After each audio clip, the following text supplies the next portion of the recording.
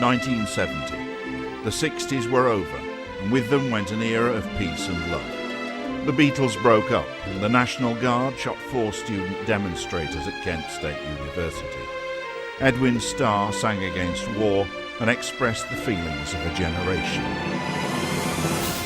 The hottest road car of the year was the Citroën SM, matching French flair and chassis technology with Maserati power. In Formula One, Jackie Stewart was champion. He too had relied on a French chassis from Matra, but the power came from British technology and American dollars in the shape of the Ford Cosworth V8. But for the new season, Matra wanted to be all French, while Stewart wanted to stay with the Ford engine. It was to be a season of change.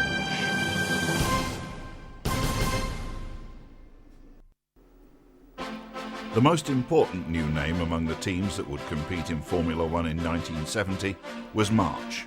Not only was there a March factory team with cars driven by New Zealander Chris Amon and Switzerland's Joe Siffert, but there were also 3 private teams running similar cars. As the cars and drivers arrived at Kyalami for the first race of the season, everyone was wondering how the newcomers would perform.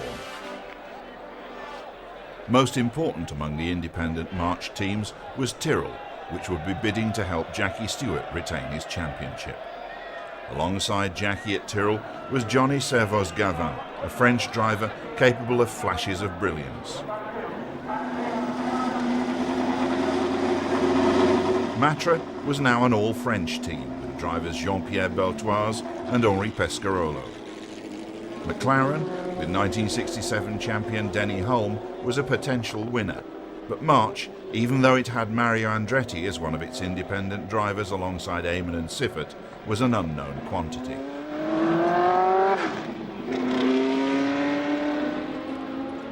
Not so Brabham, which could call on the experience of its founder and the local knowledge of Peter de Klerk. 1968 champion Graham Hill drove Rob Walker's Lotus, while Belgian Jackie Ickx was the only Ferrari in the field.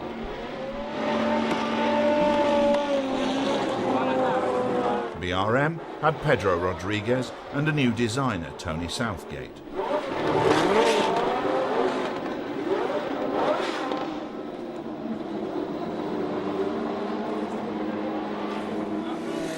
As practice progressed, it became clear just how much the young March organisation had achieved. Stewart and Amon were on the front row of the grid with equal times, just 0.3 of a second faster than Jack Brabham, whose car was also brand new. The fact that Bruce McLaren, 10th on the grid, was just a second slower than the leading pair shows just how competitive the field was. Denny Hulme, McLaren's teammate, had been world champion in 1967, but last year in '69 he was 6th in the table. When practice ended, he was 6th on the grid. In the championship, 6th is disappointing. On the grid, it's more encouraging. At the start, Brabham was hindered and dropped to 6th, while the 2 jackies, Stewart and Ickx, took the advantage. Ickx soon dropped back, but the Scot held the lead until lap 20, when he was passed by the 44-year-old Brabham in the first monocoque car to be built by his team. Black Jack, as he was called, didn't rush to embrace new technology, but his carefulness, combined with driving skill, certainly paid off. As usual, Kyalami provided excellent weather for the race. The clouds, so typical of high country in Africa, provided a spectacular backdrop to the action, while the breeze kept the temperature at a comfortable level. This was always one of the more pleasant F1 venues. 30 years ago, it provided an unstressed opening to the season, allowing teams to play themselves in gently.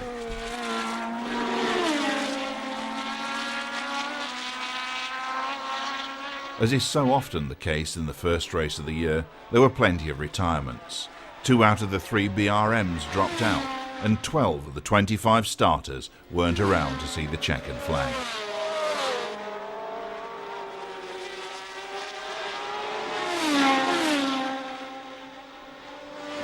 Jack Brabham, however, did see the flag. Driving steadily, he led home Denny Hulme's McLaren by just 8 seconds. Stewart was 3rd, but the only other march to finish was that of Siffert, back in 10th place. The march was fast and competitive, but the design was more 1969 than 1970. Ken Tyrrell was already thinking of an alternative. In May, the Grand Prix caravan came to rest in Monte Carlo, where stars like Kirk Douglas were happy to hang out with the drivers and the autograph hunters were in heaven. Before the race could start, the drivers had to be marshalled for a mass presentation to Prince Rainier and Princess Grace. By the sound of it, the proceedings were under the command of a trained seal. But even that didn't stop Princess Caroline from being bored. As the field of 16 cars howled away from the start and up the hill towards Casino Square, Jackie Stewart was in the lead. Since South Africa, the cars had raced in Spain, and Jackie had given the March its first win. It was a race of attrition, however, and only 5 cars had finished. It was to be hoped that here, in front of the most prestigious crowd and the biggest TV audience of the year, the race would be closer.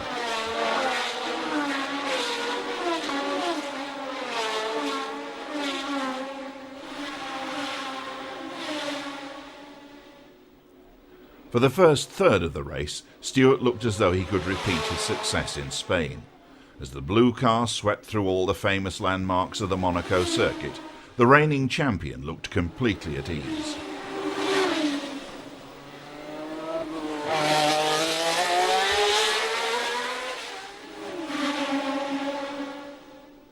Jackie's most serious threat came from Jack Brabham, who had passed Eamon, whose March had held an early second place after 20 laps.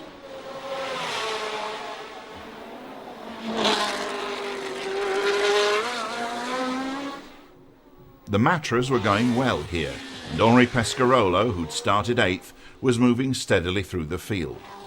As the time passed, the rigours of the circuit took their toll. Jackie Oliver's BRM suffered an engine failure, and around the circuit the marshals were dealing with dropped oil.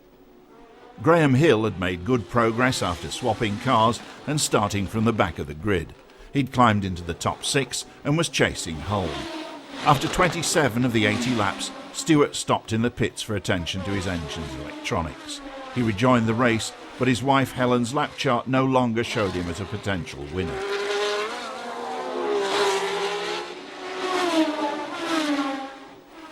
Brabham was now in the lead, while behind him, a young Swede called Ronnie Peterson, in another March, was lying 7th in his first Grand Prix.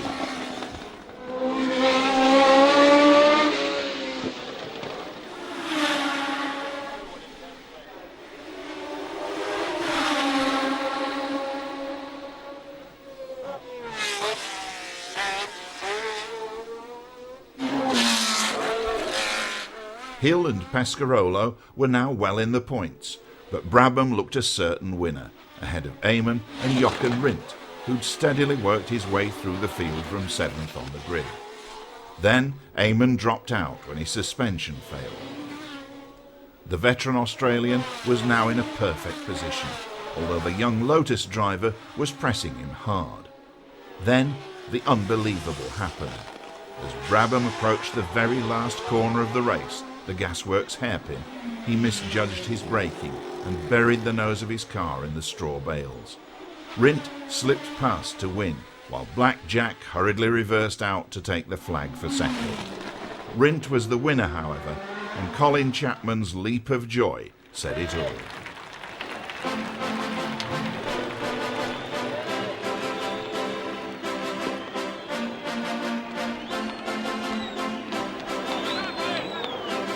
The fourth race of the year was the Belgian Grand Prix at Spa.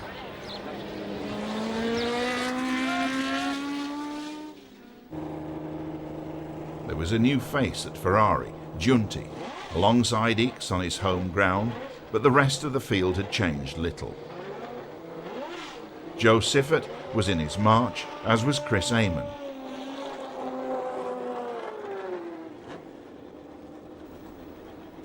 Pedro Rodriguez BRM was timed by his fiancée Glenda, while Nina Rindt had her watches on Jochen at Lotus. While Eamon talked tyres, Piers Courage was alone with his thoughts, as was Ronnie Peterson.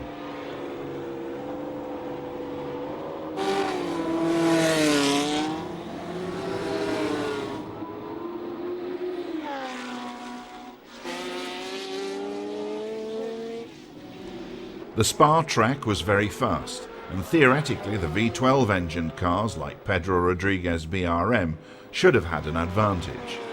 But the front row of the grid was all Cosworth, comprising Stewart, Rindt and Eamon ahead of Ickx, the first V12 runner, and Brabham. Piers Courage, in the De Tomaso run by Frank Williams, was trying a new fighter pilot helmet, but Jochen Rindt hadn't even had time to get his new Bell Star painted.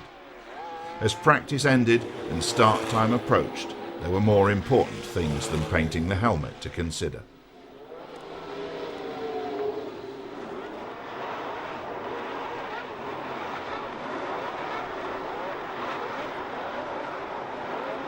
Race day was fine, and apart from an official who seemed to forget where he was, the start was perfect.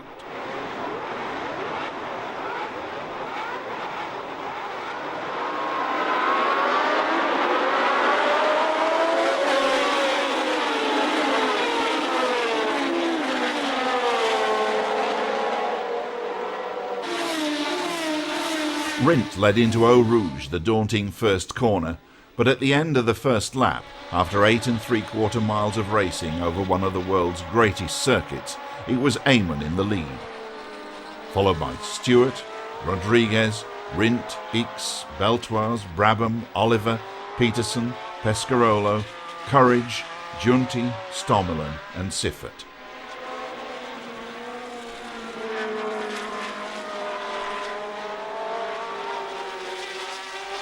Stewart led the second lap from Eamon, Rindt and Rodriguez, but by lap 3 the New Zealander was ahead again.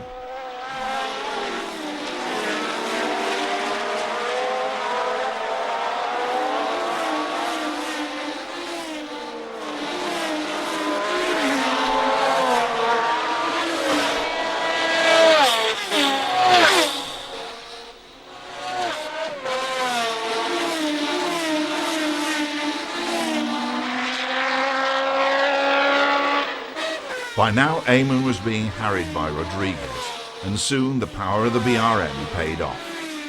The fiery Mexican had raced here just 3 weeks before in a Porsche 917 sports car and had lapped at a speed of over 160 miles per hour, 10 seconds a lap faster than the new lap record Eamon was to establish in this race.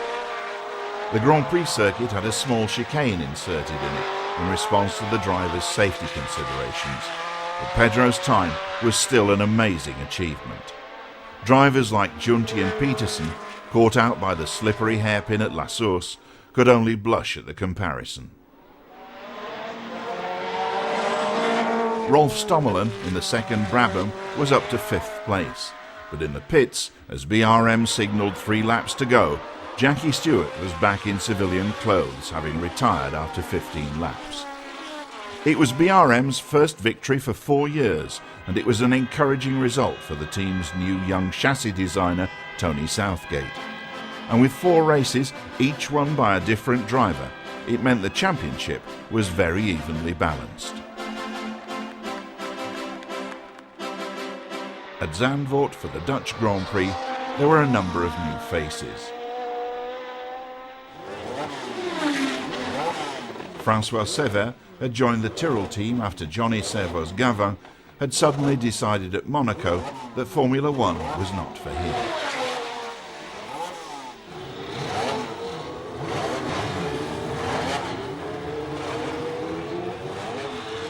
America's Dan Gurney, chatting with Graham Hill, was in Holland for the worst possible reason. Just 2 weeks previously, Bruce McLaren, founder of McLaren Cars, had died while testing a Can-Am car.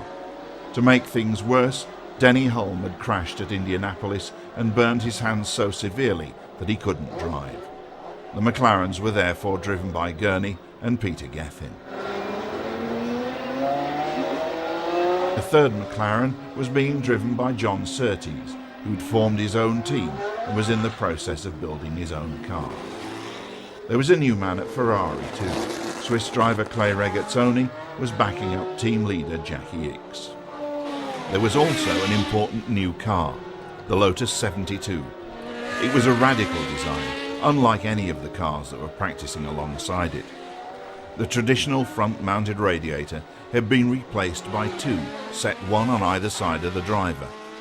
This gave the car a dart-like profile that hid two other important innovations: inboard brakes and suspension by torsion bars rather than the almost universal coil springs. Despite a minor accident in practice, Jochen Rindt put the brand new car on pole position, and he set the other team's designers thinking very hard. As the pre-race skydivers packed up their parachutes and the start flag was prepared, everyone was wondering whether the new Lotus would live up to its qualifying performance. Stewart and Ickx were beside Rindt on the front row, and as the field, minus Eamon, whose clutch had failed, erupted across the line, it was the Ferrari that took the lead.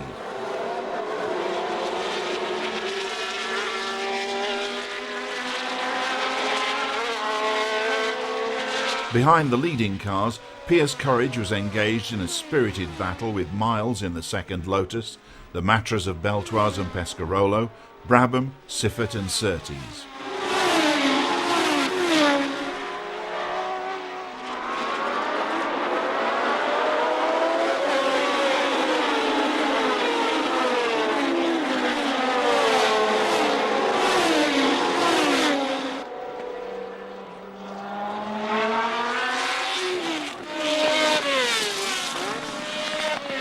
Courage, in the red de Tomaso, was driving in a manner that lived up to his name, racing against better-funded rivals.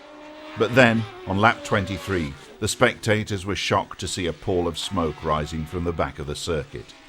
Joe Siffert, whose engine had failed, walked back looking solemn, and the word spread through the pits and paddock that Courage, one of the last of the gentleman racers, was dead. It was a bitter blow, but the race had to go on, although the drivers who'd driven past the scene of the accident had little stomach for the pursuit of Rindt, who'd taken the lead on lap 3.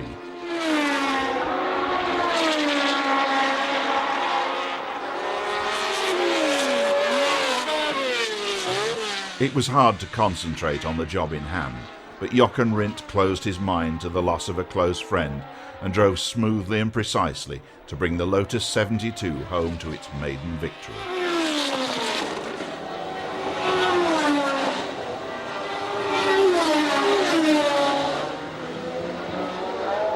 But this was a win that brought no joy, and on the podium, which Rindt shared with Stewart and Ickx, there was applause for the winner, but he was in no mood for celebration.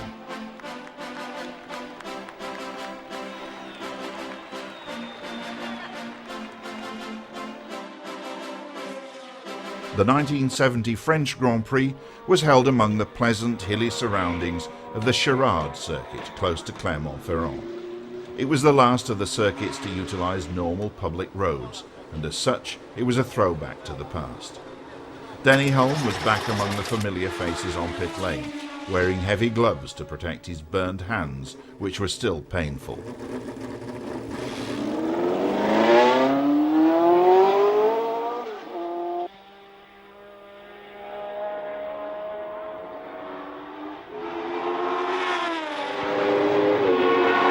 This was the 6th of 13 races, and the field was now more or less constant. There were still newcomers, however, in this case a McLaren powered by an Alfa Romeo V8 engine driven by Andrea Diademic. The Italian qualified 15th and was no threat to the Cosworth Brigade. If there was a threat, it was coming from the V12 powered cars. BRM, Matra and Ferrari were all improving as the season progressed, and Matra had real possibilities of a win on its home ground.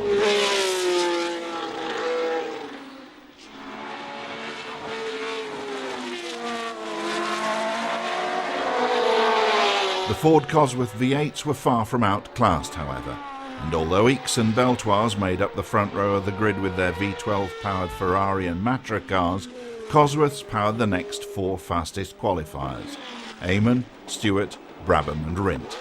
Pescarolo's Matra was 7th.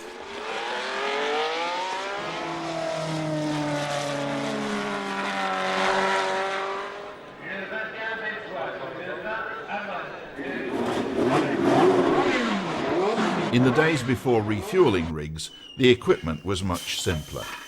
But the effort required to fit and strip racing tyres is still the same today, as is the spit and polish. The start at Clermont-Ferrand, with a downhill run into a left-hand corner, was always spectacular, as was the typically French straight section that followed it. Here the V12s could show all their power.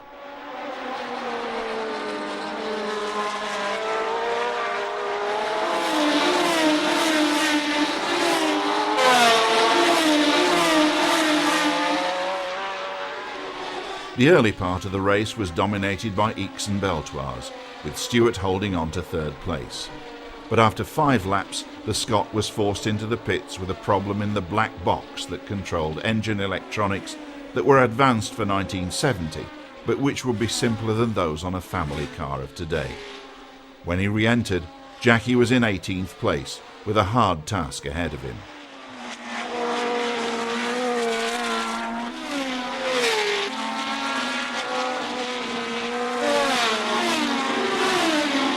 Ickx led until lap 14, when he dropped out with a damaged valve in the Ferrari's engine. Beltoise was now in prime position, a French driver in a French car leading the French Grand Prix.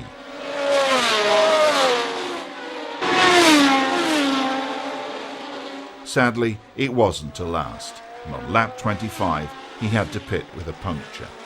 This left Rindt in first place ahead of Eamon. In the pits, Ken Tyrrell was watching Stewart's progress as Ronnie Peterson came in with a broken gearbox on his march.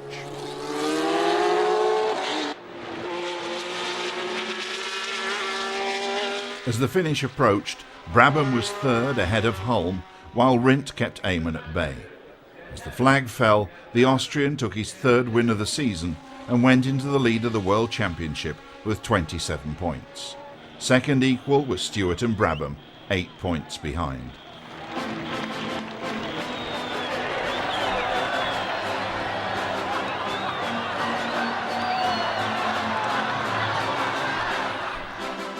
The 1970 British Grand Prix was held at Brands Hatch to the south of London.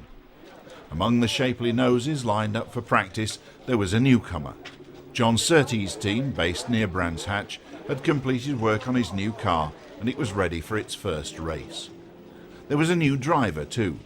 Alongside the established stars like Stewart in his new Dunlop overalls and Mario Andretti back in a March after a gap of 4 races, there was a young Brazilian named Emerson Fittipaldi, being given his first chance in Formula One in a now outdated Lotus 49. The inboard brakes on Jochen Rindt's new Lotus 72 needed special coolers, but Jack Brabham only needed to worry about tyre temperatures. The cars that lined up for this race, which marked the halfway point of the season, represented an interesting mix of design philosophies. The Lotus 72 represented the future, with its radical concept of moving the radiators to the sides of the car and making the nose as slim and aerodynamic as possible. The Ferrari 312, on the other hand, in terms of its chassis at least, represented the past, for the body was still a tubular frame rather than a one-piece monocoque. The strength of the red cars lay in their powerful flat 12 engine. The rest of the field represented the state of the art, with monocoque bodies and front-mounted radiators in cars that expressed each individual designer's idea of the ideal racing machine.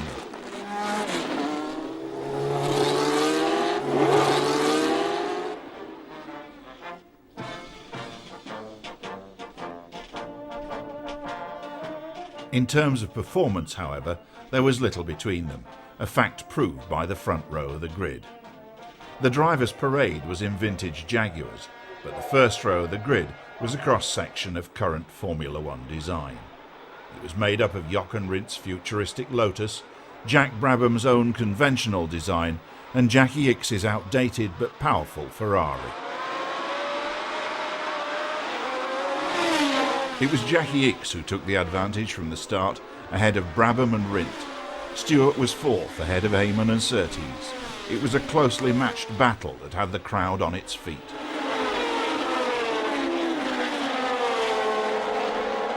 can be very unpleasant indeed, and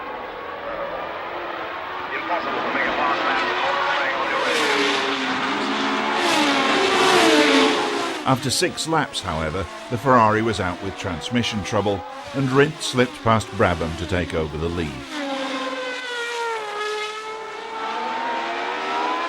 Further back in the field, the Lotus 49 was still a competitive car, as Graham Hill and American Pete Lovely showed. Hill would go on to finish 6th.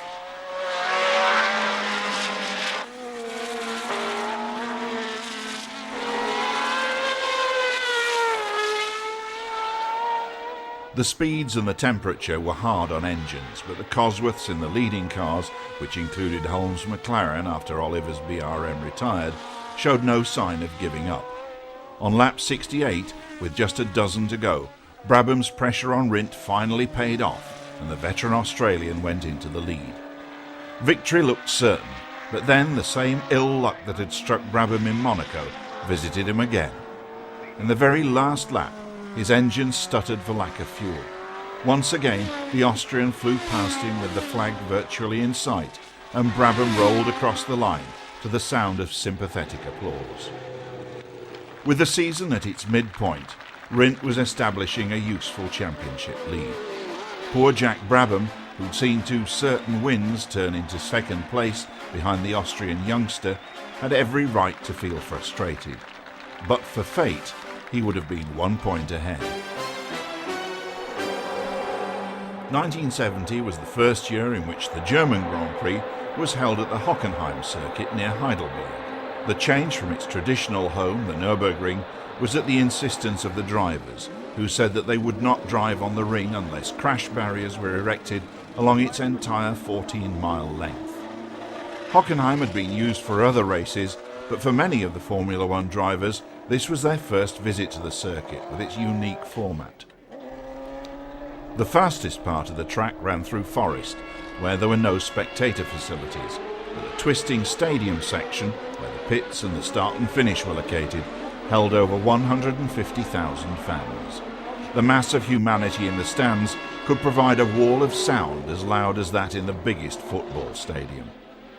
During practice, when the attendance was smaller, the atmosphere was relaxed, but on race day, with a full house, Hockenheim would be a pressure cooker.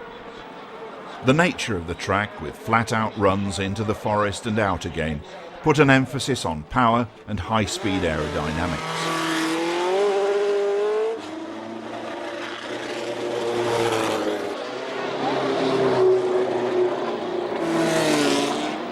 The 12-cylinder cars could be expected to have an advantage here, and everyone was running rear wings that were trimmed for speed rather than grip. In the case of Swiss driver Silvio Moser, perhaps there was not enough grip.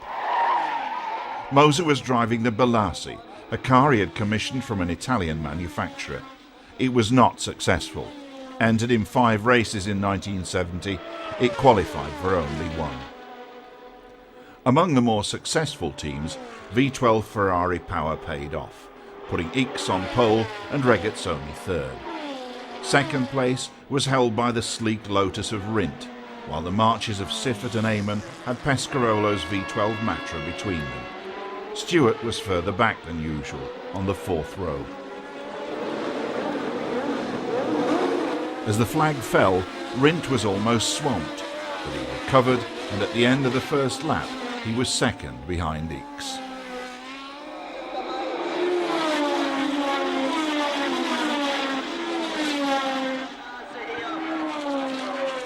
First of the top contenders to retire was Brabham, out after only 5 laps with an oil leak.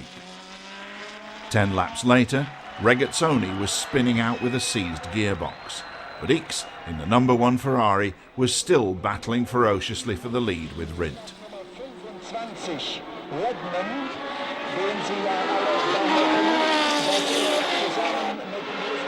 While the speed and the heat took their toll and other drivers walked home, the Ferrari and the Lotus ran neck and neck, swapping the lead no less than 5 times in the last 10 laps and whipping the stadium crowd into a frenzy. At the flag, it was Rindt who crossed the line first, beating Ickx by a mere 7/10 of a second. It had been the most exciting race of the season so far, and it consolidated Rint's lead in the championship table.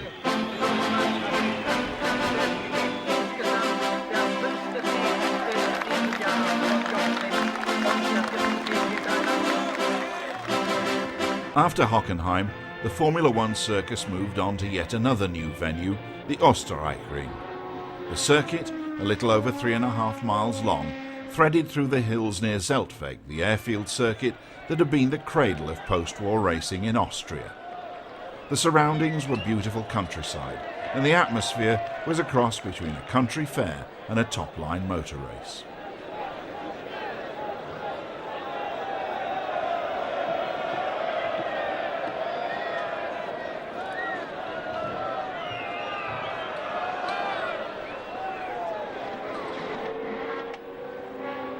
Frank Williams was back, with Australian Tim Schenken taking the place of the much-lamented Piers Courage in the De Tomaso.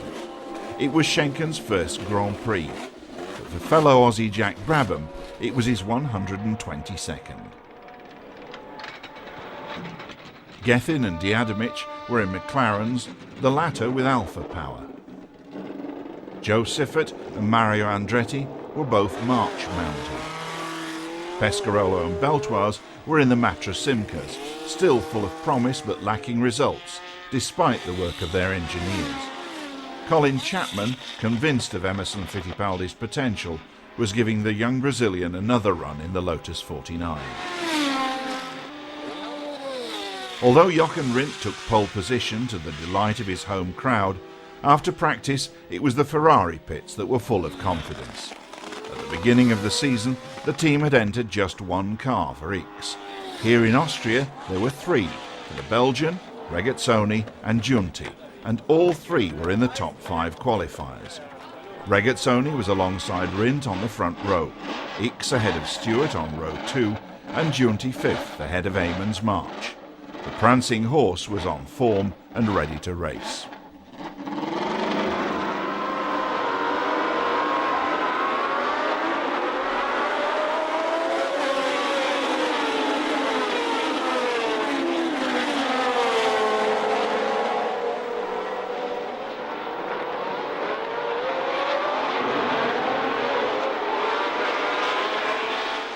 Right from the start, this was Ferrari's day. Regazzoni led the first lap, but then X passed him to take control. It was not a good day for Tyrrell. Both blue cars hit trouble on the first lap. Sever retired immediately, while Stewart made a pit stop. Repairs were only temporary, however, and he had to retire 7 laps later.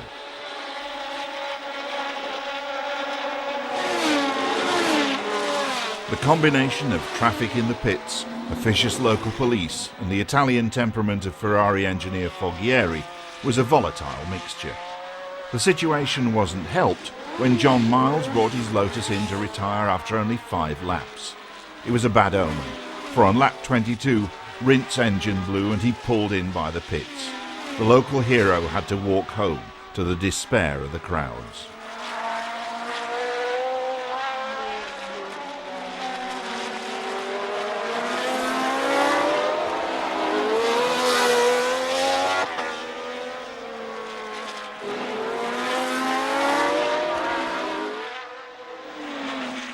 On lap 35, Brabham, who'd been running 5th, pulled into the pits after a stone punctured his radiator.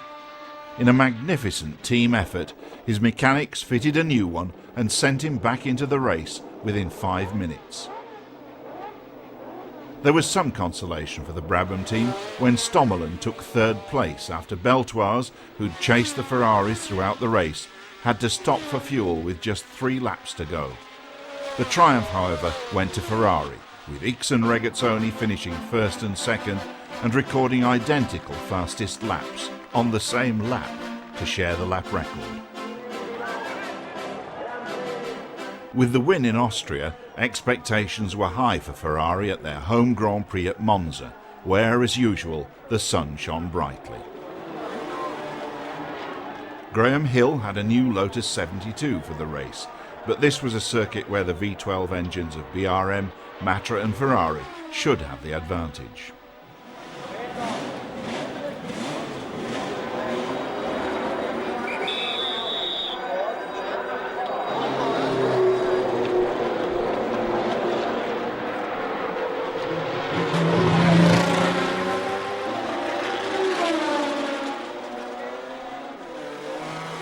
At the beginning of the season, Ken Tyrrell had realised the March would be outclassed and had laid secret plans to build his own car.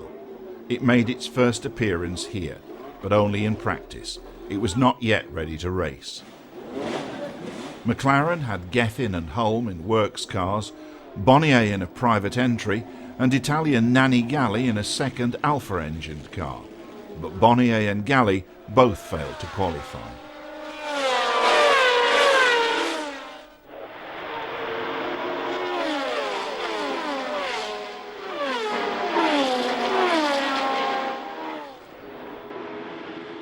Ronnie Peterson was having a difficult season in his March and could only qualify 13th.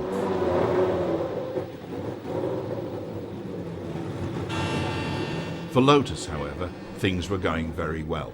Jochen Rindt was leading the championship with 5 wins.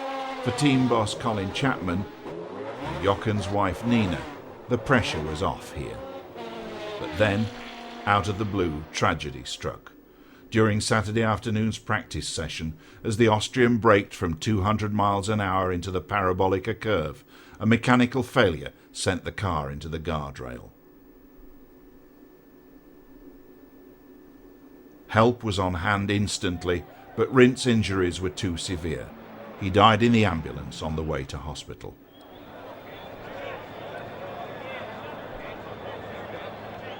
The other Lotus 72s were withdrawn from the race, and a sense of deep shock settled over the paddock. Jochen Rindt had been one of the most popular drivers on the scene, and none of his friends and fellow drivers wanted to race, but they knew they must. Among those present, none knew better than Enzo Ferrari the cost of racing in human lives. At the start, Commendatore Ferrari had 3 of his cars in the first 5, with Ickx best placed on pole position. One of his former drivers, John Surtees, was less fortunate. He stalled his engine and was left stranded on the line. Although Ickx led from the start, it was not a case of Ferrari domination. In a typical Monza race, where a group of drivers would slipstream each other and grab an advantage wherever they could, Ickx, Rodriguez, Stewart and Regazzoni all held first place at some point. Over the 68 laps, the lead changed 28 times. Ickx retired after 26 laps, and Regazzoni, in only his 5th Grand Prix, established his position ahead of Stewart and Beltoise. Sensing victory, the crowd went wild, but the world of Grand Prix racing had little to celebrate. Rindt's total of 45 points meant Formula One could have its first posthumous world champion. In 1970, the Canadian round of the World Championship was held at the Saint-Javite-Mont-Tremblant circuit, and as usual, it was cool. Cool enough for John Surtees to welcome a warm drink. Graham Hill had his new Lotus ready to race, but the factory cars were absent.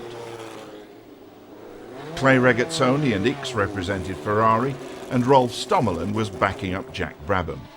But the Canadian track was bumpy, and many cars, including the Brabhams, were suffering mechanically because of it. Team leader Jack Brabham had his worst qualifying performance of the year, finishing on the back row of the grid.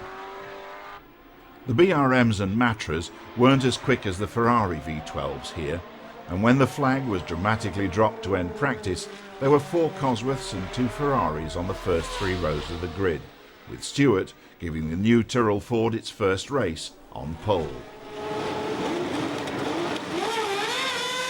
Stewart led the field away at the start, leading Ickx, Rodriguez and Surtees, but local driver George Eaton in the BRM was very slow.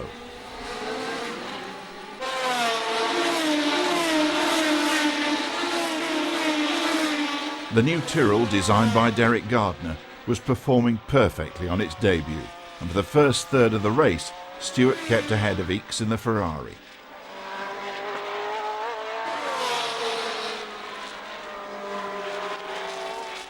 Siffert was the first retirement after 22 laps, while Hill's Lotus 72 was not running as well as the factory cars.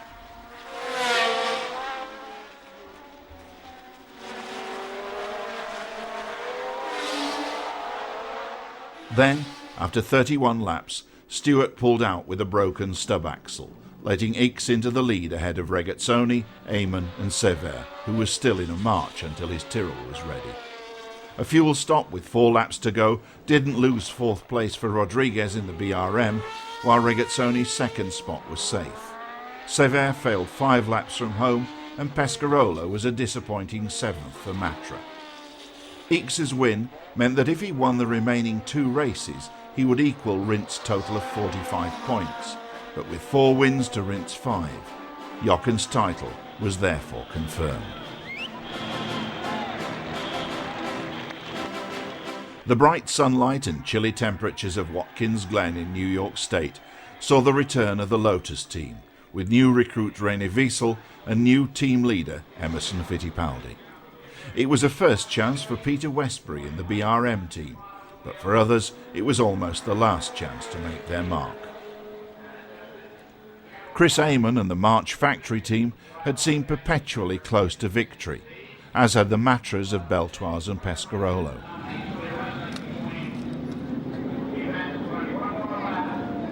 Pedro Rodriguez had 1 win for BRM, but felt he deserved another.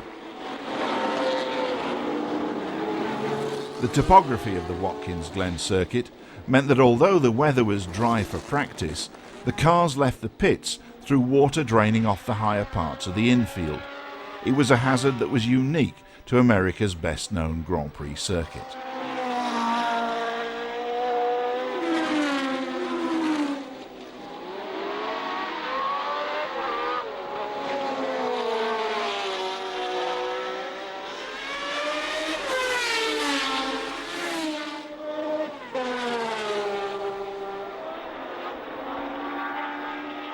Fastest in practice were Ickx in the Ferrari and Stewart in a Tyrrell whose stub axles had been strengthened after the failure in Canada. The new car was performing perfectly, and Jackie felt completely at ease with it. Less at ease were Ronnie Peterson, who'd not had a good season in the March, and newcomer Derek Bell, finding the limits of adhesion of the second Surtees. Other drivers also found the surface slippery, while for the tyre technicians, a wet pit lane and a dry track was a combination that defeated even their black arts.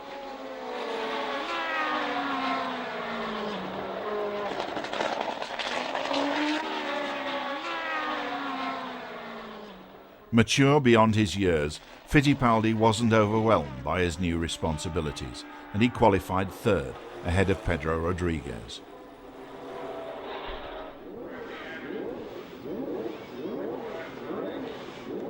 Emerging from a crowd of mechanics and hangers-on, and under the eyes of the press, the cars moved up to a start which saw Jackie Stewart surge into the lead.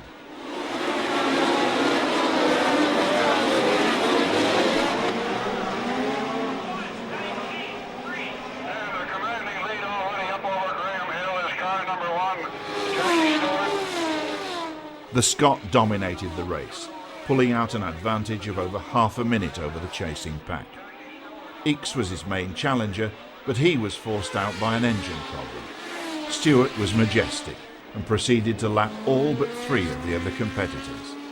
Then, having led 83 of 108 laps, his engine failed and he was forced to retire, leaving Pedro Rodriguez 1st and Emerson Fittipaldi 2nd.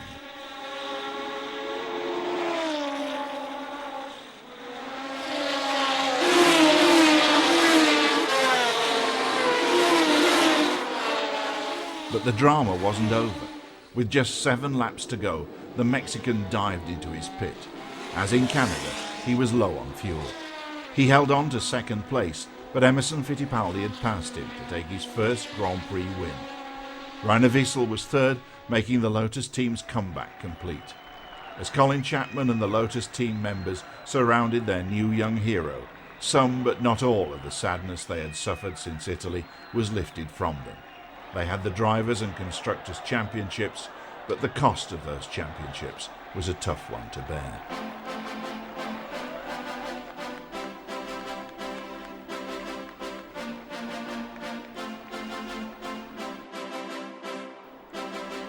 As the support race lined up in Mexico City for the last meeting of the year, there was an end-of-term feeling. The Mexican Grand Prix had an atmosphere all its own. The social life was fun, for the girls were well dressed and glamorous. The police, however, were merely well dressed. With the title decided, everyone was thinking of next year. Chris Amon was going to Matra, while Joe Siffert was to join BRM. Regazzoni and Stewart would stay where they were, as would Wiesel. The big name that would not be around in 1971 was Jack Brabham. After 21 years in racing, 14 Grand Prix wins and 2 world titles, he was retiring at the age of 44. The cars that bore his name, however, would continue.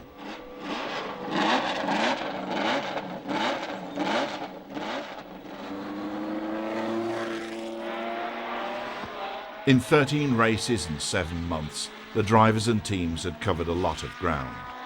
3 of the drivers that started the season wouldn't finish it, and their loss was making the survivors more aware of track safety than ever before. The drivers were finding that their increasing fame and earning power gave them a voice, and they were using that voice to make sure that the sacrifice of Bruce McLaren, Piers Courage and Jochen Rindt would not be in vain. The 1970 season would go down as a turning point in the history of Formula One.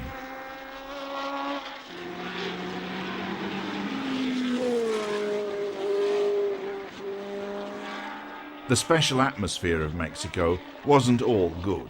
The race was so popular that a crowd of around 200,000 turned out to see it.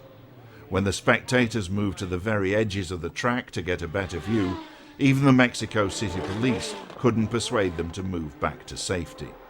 The start was delayed for over an hour, while the drivers went out and begged the spectators to move back. They did move, but not very far, and as the field moved forward to the grid under the control of an excitable official, the crowd was still not behind the barriers. Regazzoni was on pole, ahead of Stewart, with Ickx third and would-be pensioner Jack Brabham fourth. Behind him were Amon and Beltoise.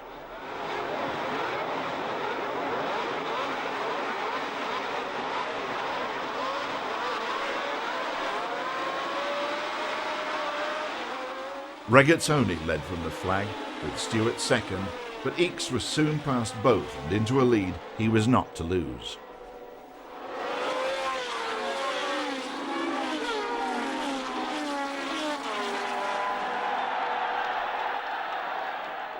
Sever, still driving a March, was out after 8 laps, but nothing, even abandoned cars from earlier races, interfered with Ickx and Regazzoni.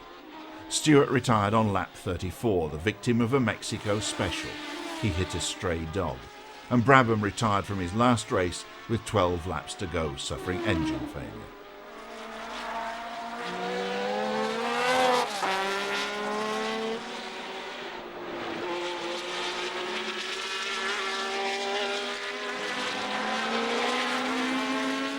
Denny Hulme took over third place behind the Ferraris, but the performance of the cars from Maranello, which had improved enormously since mid-season, gave all Italy hope for next year.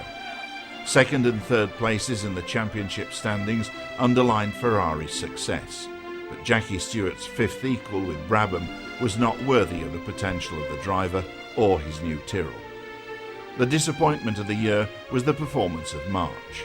Too many, too soon, and an unadventurous design was not the formula for success. But when everything else is forgotten, the one aspect of the 1970 season that will always be remembered is Jochen Rindt, who never lived to enjoy his title.